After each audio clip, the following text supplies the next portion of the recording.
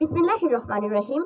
অধ্যকার আয়োজিত বহদেরকাটা উচ্চ বিদ্যালয়ের বিতর্ক প্রতিযোগিতায় উপস্থিত সম্মানিত সভাপতি, প্রধান অতিথি, বিজ্ঞ বিচারক মণ্ডলী, শ্রদ্ধাভাজন শিক্ষকবৃন্দ, সামনে উপস্থিত ছোট বড় সবাইকে জানাই আমার রক্তিম শুভেচ্ছা ও সালাম।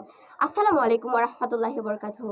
মাননীয় মডারেটর, আজকে আমার বিতর্কের বিষয় হচ্ছে একমাত্র গণমাধ্যমে পারে প্রকৃত সত্য তুলে ধরতে।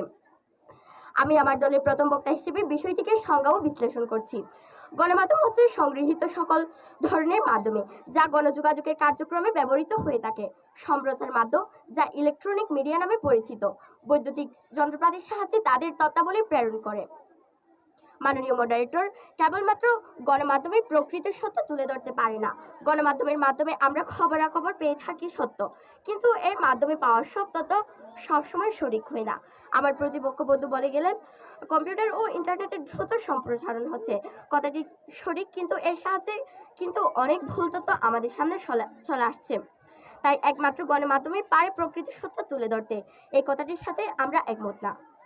আমার প্রতিপক্ষ বন্ধু বলে গেলেন, ইউটিউবের ভিডিও ও ইন্টারনেটে পাওয়া তথ্য গণমাধ্যমের অন্তর্ভুক্ত, কিন্তু বিজ্ঞ বিচারক মণ্ডলী, ইউটিউবের সব ভিত্তিতে কি সঠিক তথ্য পাওয়া যায়?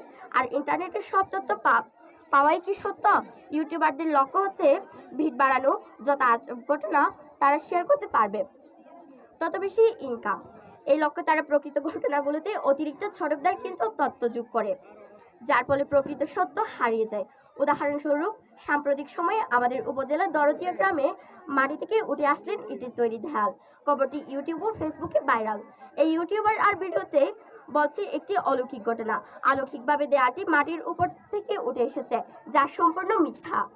তাছাড়া আমার প্রতিপক্ষ বন্ধু যে ইউটিউবের উপর নির্ভর করে আছে, সেই ইউটিউবে সার্চ করলে শিরোনামে পেয়ে যাবেন, কিন্তু বিদেশি গণমাধ্যমে সরকারের বিরুদ্ধে ভুল তথ্য প্রচার করে। রোহিঙ্গা হস্তান্তর নিয়ে ভুল তথ্য এসেছে আন্তর্জাতিক গণমাধ্যমে। সুতরাং দেখা যাচ্ছে আমরা প্রকৃত সত্যের জন্য কোনোভাবেই শুধুমাত্র গণমাধ্যমের উপর নির্ভর করতে পারি না। মাননীয় মডারেটর, যদিও আমরা একটি মুক্ত সংবাদ ব্যবস্থার গুরুত্ব স্বীকার করি, এটি বলেই কঠিন হবে যে মিডিয়াই সত্যের একমাত্র রক্ষক। আজকের ডিজিটাল যুগে তথ্য বিভিন্ন মাধ্যমে প্রচার করা হয় এবং উৎসের সঠিকতা বিবেচনা করা অপরিহার্য।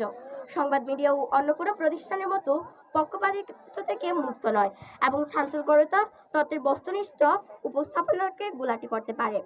নাগরিকদের শুধুমাত্র একটি উৎসের উপর নির্ভর করে সিদ্ধান্ত নেওয়া উচিত নয়, এবং বরং বিভিন্ন আউটলেট থেকে ক্রস রেফারেন্সিং তথ্যের সমালোচনামূলক চিন্তাভাবনা থেকে সত্য নিজেদেরকে উন্মোচন করতে হবে। তাহলে আমরা প্রকৃত সত্যের ধারপ্রান্তে পৌঁছাতে পারবো। শুধুমাত্র গণমাধ্যমের উপর সঠিক তথ্যের জন্য নির্ভর করা উচিত হবে না।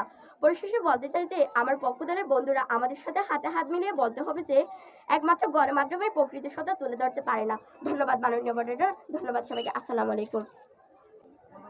বিসমিল্লাহির রহমানির রহিম। বহদেরকাটা উচ্চ বিদ্যালয় কর্তৃক আয়োজিত আজকে বিতর্ক প্রতিযোগিতায় উপস্থিত সম্মানিত সভাপতি, প্রধান অতিথি, বিশেষ অতিথি, বিজ্ঞ বিচারক মণ্ডলী, শ্রদ্ধাভাজন শিক্ষকবৃন্দ, সামনে উপস্থিত ছোট বড় সবাইকে জানাই আমার রক্তিম শুভেচ্ছা ও সালাম। আসসালামু আলাইকুম ওয়া রাহমাতুল্লাহি ওয়া বারাকাতুহু। ধন্যবাদ আমাকে কথা বলার সুযোগ করে দেওয়ার জন্য। আজকে বিতর্কের বিষয়টি হচ্ছে একমাত্র গণমাধ্যমেই পারে প্রকৃত সত্য তুলে ধরতে। সঙ্গত কারণে আমি এবং আমার দল বিষয়টির বিপক্ষে অবস্থান করছি। আমি আমার দলের দ্বিতীয় বক্তা হিসেবে বিষয়টির বিপক্ষে কিছু তথ্য ও প্রমাণের সাথে আমার জোরাল অবস্থান তুলে ধরব।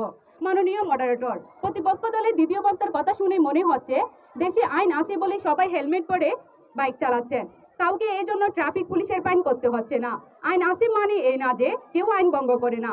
মাননীয় মডারেটর, সমাজ পরিবর্তনে গণমাধ্যমের ক্ষমতা ও প্রভাব সর্বব্যাপী হিসেবে গণ্য করা হয়, তবে গণমাধ্যমের এই ক্ষমতা কিভাবে এবং কাদের সাথে ব্যবহৃত হচ্ছে তাও পরীক্ষা করা প্রয়োজন। এই জন্য গণমাধ্যম উৎপাদন ব্যবস্থার আদর্শগত নীতি সম্পর্কিত ও রাজনৈতিক দূতনা বোঝাও আবশ্যক। বর্তমানে বেশিরভাগ গণমাধ্যম প্রতিষ্ঠান গড়ে উঠেছে ব্যবসায়িক প্রতিষ্ঠান ও প্রভাবশালী রাজনৈতিকদের ছত্রছায়ায়। মাননীয় মডারেটর, গণমাধ্যমের আদয় হিসেবে যা পাওয়া যায় সূক্ষ্ম বিচারে তা কোনো না কোনোভাবে আধিপত্যশীল শ্রেণী স্বার্থ রক্ষা করে। তাই অভিযোগ তোলা হয় বর্তমান সময়ের গণমাধ্যম অনেক বেশি ব্যবসামুখী, মুনাফামুখী, কর্পোরেটমুখী ও বাণিজ্যিক দ্বারাই প্রবহমান, যারা হালকা ও সস্তা বিনোদনে অডিয়েন্সকে বুথ রাখে, বাজারের পক্ষে কাজ করে। ভোক্তা সংস্কৃতি উপহার দেয় এবং কর্পোরেট কালচার সরবরাহ করে। মাননীয় মডারেটর, রিউমার স্ক্যানারের ওয়েবসাইটে প্রকাশিত ফ্যাক্ট থেকে গণনাকৃত এই সংখ্যার মধ্যে রাজনৈতিক বিষয়ে সবচেয়ে বেশি ভুল তথ্য ছড়িয়ে পড়ার প্রমাণ মিলেছে, যা মোট ভুল তথ্যের 23%। মাননীয় মডারেটর, 2022 সালে রাজনৈতিক বিষয়ে ছড়িয়ে পড়া 92টি ভুল তথ্য শনাক্ত করেছিল রিউমার স্ক্যানার।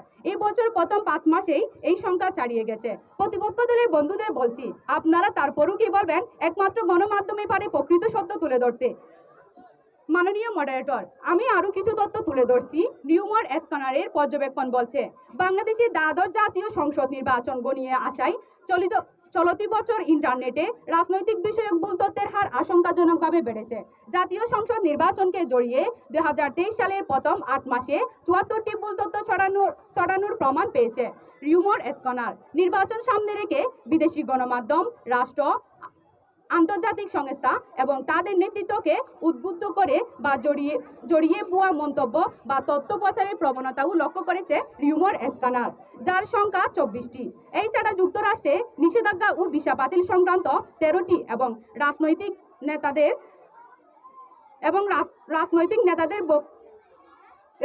নেতাদের বক্তব্য বিকৃত করে 21টি ভুল তথ্য প্রচার করতে দেখা গেছে। ধন্যবাদ। আয়োজিত আজকের বিতর্ক প্রতিযোগিতায় উপস্থিত সম্মানিত সভাপতি, বিশেষ অতিথি, মাননীয় মডারেটর, বিজ্ঞ বিচারক মণ্ডলী, আমার পক্ষ ও বিপক্ষ দলের সকল বন্ধুদের জানাই সালাম। আসসালামু আলাইকুম। বিতর্ক চলছে। বিতর্কের বিষয় নির্ধারণ করা হয়েছে একমাত্র গণমাধ্যমই পারে প্রকৃত সত্য তুলে ধরতে। অত্যন্ত যুক্তিযুক্ত ও সঙ্গত কারণে উক্ত বিষয়ের বিপক্ষে আমিও আমার দলের অবস্থান।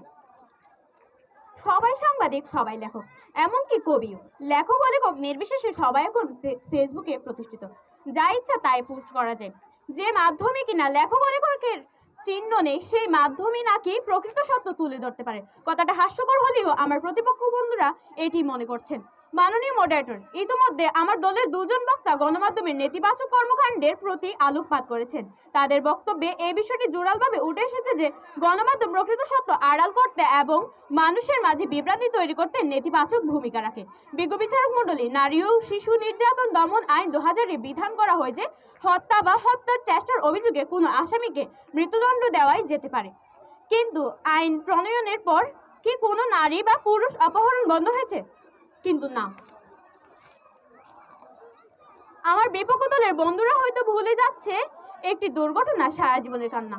ঠিক তেমনি একটি ভুয়া খবর কতটা বিভ্রান্তিকর তা হয়তো জানে না। তার একটি বাস্তব উদাহরণ দিচ্ছি। কয়েকদিন আগে আমার বাবাকে নিয়ে ভুয়া তথ্য ছড়িয়েছে, মানুষের মাঝে বিভ্রান্তিকর ছড়ায়, যেখানে বলা হয়েছে আমার বাবা লাইফ সাপোর্টে রয়েছে, যেটি কিনা দেখে সবাই বিভ্রান্তিতে পড়ে যায়। তাহলে এই বিষয় নিয়ে কি বলবেন? পক্ষ দলের বন্ধুদের বলছি, বাংলাদেশে দ্বাদশ জাতীয় সংসদ নির্বাচন গণিয়ে আসায় গত বছরে ইন্টারনেটে রাজনৈতিক বিষয়ক ভুল তথ্যের হার আশঙ্কাজনকভাবে বেশি।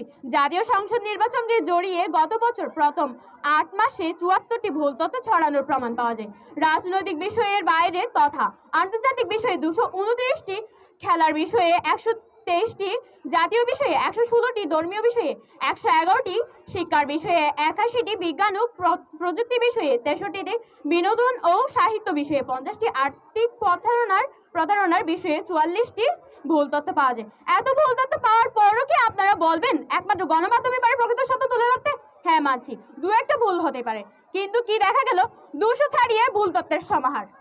মাননীয় মডারেটর, আরও একটি বিষয় লক্ষ্য করুন, বাংলাদেশের অধিকাংশ গণমাধ্যম সরকারপন্থী, যারা সরকারের পক্ষেই সংবাদ প্রকাশ করে, যার ফলে তা যায় জাতির বিরুদ্ধে। যেখানে পক্ষপাতিত্ব রয়েছে সেখানে কখনোই সত্যি নেই। পরিশেষে এটাই বলবো, একমাত্র গণমাধ্যমে সত্যি তুলে ধরতে পারে না। ধন্যবাদ সবাইকে। আসসালামু আলাইকুম।